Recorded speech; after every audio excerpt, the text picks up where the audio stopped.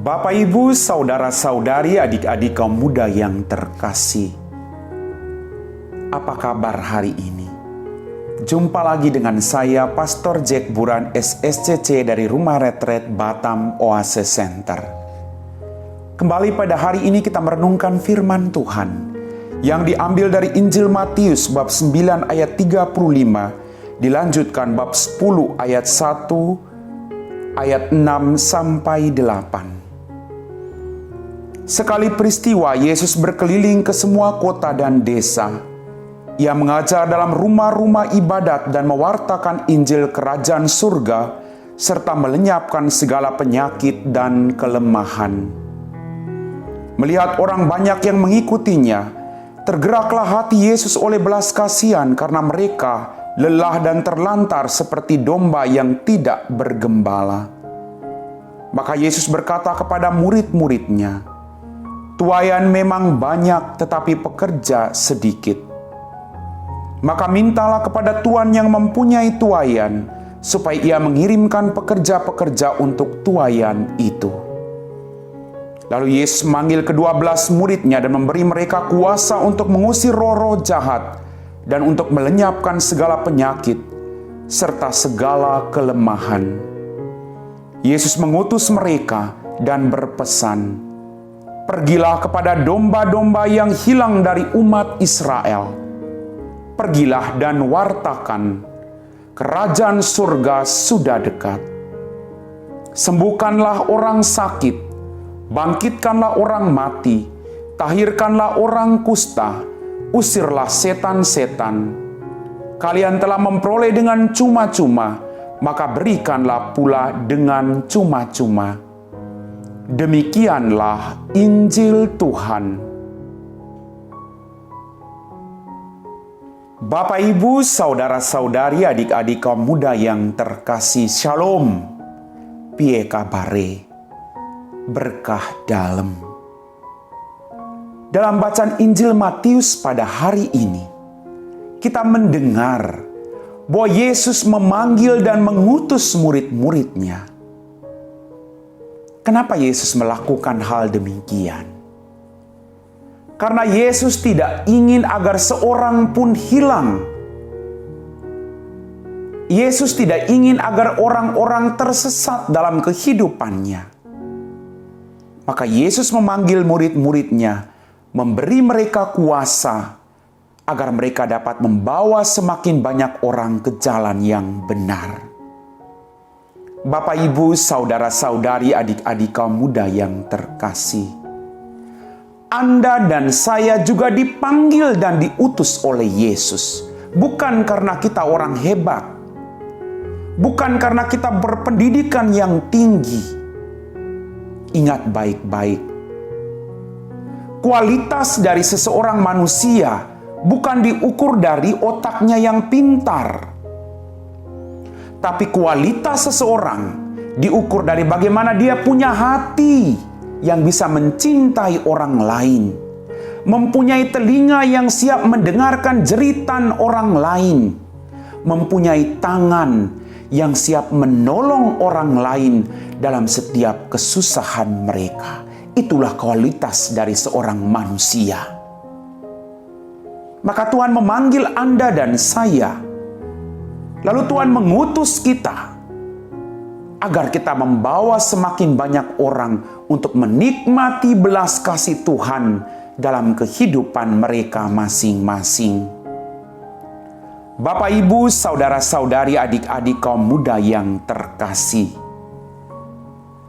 Dalam bacaan Injil tadi juga kita mendengar, "Kalian telah memperoleh dengan cuma-cuma, maka berikanlah itu dengan cuma-cuma." Siapakah kita? Segala sesuatu yang kita miliki, entah itu kepintaran, ilmu pengetahuan, harta kekayaan, semua hanya karena belas kasih dari Tuhan. Kita telah terima dari Tuhan dengan cuma-cuma, maka Tuhan mengajak kita untuk membagikan itu dengan cuma-cuma dalam kehidupan kita.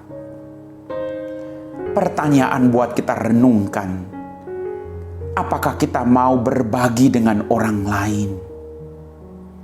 Suami berbagi dengan istri, anak-anak berbagi dengan kedua orang tuanya, atau istri berbagi dengan suami, atau kita berbagi dengan orang-orang yang ada di sekitar kita.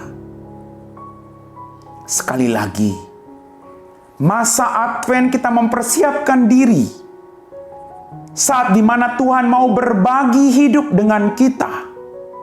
Dia Allah yang menjadi manusia, Dia Immanuel, Allah yang mau datang untuk menyertai perjuangan hidup kita. Maka kita diutus untuk berbagi hidup, untuk juga menjaga orang lain, supaya mereka juga boleh berada dalam kehendak Tuhan. Bapak, Ibu, saudara-saudari, adik-adik kaum muda yang terkasih, Tuhan mengutus Anda dan saya untuk mencari domba-domba yang hilang. Banyak sekali domba-domba yang hilang. Atau mungkin saat ini saya hilang. Saya butuh Anda supaya Anda mencari saya yang tersesat ini. Atau Anda tersesat. Anda membutuhkan saya untuk bisa menuntun Anda kembali ke jalan yang benar. Maka kita diciptakan oleh Tuhan untuk saling melengkapi satu sama lain, untuk saling berbagi satu sama lain, agar semua orang boleh menikmati keselamatan yang dijanjikan oleh Tuhan. Kalau saat ini kita sedang punya pergumulan yang berat dalam kehidupan kita, entah itu karena ekonomi, entah karena pergumulan keluarga, entah karena pergumulan dalam studi, Tuhan adalah gembala yang baik. Dia tidak akan membiarkan kita berjuang sendirian. Dia akan menolong Anda dan saya. Oh, betapa baiknya Tuhan kita. Allah yang luar biasa baiknya. Allah yang tidak akan pernah membiarkan kita tersesat, tetapi selalu mengutus gembala-gembala yang baik untuk membawa domba-domba yang tersesat ke jalan yang benar. Amin.